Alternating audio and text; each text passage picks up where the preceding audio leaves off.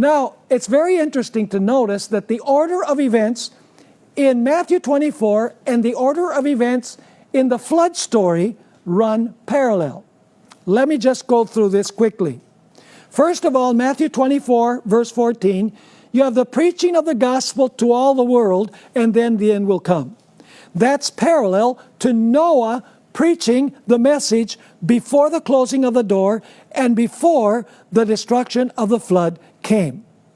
In Revelation, we find also a parallel. In the book of Revelation, we are told that the everlasting gospel will be preached by the first angel to every nation, kindred, tongue, and people. So there's a parallel between Matthew 24, Revelation chapter 14, and the flood in the days of Noah.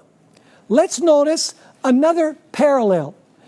You have in Matthew chapter 24 and verse 15, after the preaching of the gospel, you have the abomination of desolation set up.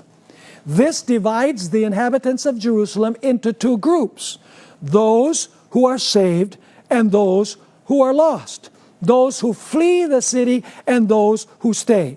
In other words, the abomination of desolation, the sign, divides the world into two groups. Did this happen in the days of Noah? It most certainly did. In the days of Noah, when the door closed, you had two groups. You had those who were inside the ark and those who were outside the ark when the preaching ceased. What about in the book of Revelation? Do you also have the saved and the lost? Yes, we have the seal of God, which the righteous will have, which, by the way, is the observance of God's holy Sabbath. And then the lost have the mark of the beast when the door of probation closes. So you have the two groups also. Do you also have the tribulation symbolized in all three sources? In Matthew 24, in the days of Noah, and in the book of Revelation? Absolutely.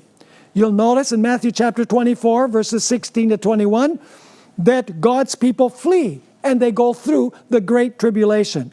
What about in the days of Noah? They're inside the ark 7 days. The wicked outside are ever more violent every day. And then what about the book of Revelation? Yes, God's people are going to go through the time of trouble. The wicked will surround them and intend to destroy them, but they will be shielded by divine power, just like those who fled from Jerusalem, just like Noah and his family were protected inside the ark. And then, of course, you have the destruction of the wicked at the second coming of Jesus Christ. And you have also the destruction of the world, where the wicked are destroyed and the saved are spared. And at the days of Noah, you have also those who survived, Noah and his family, and those who were destroyed, those who were outside. So you'll notice that there's a parallel between these three events. Matthew chapter 24, and the days of Noah, and the book of Revelation.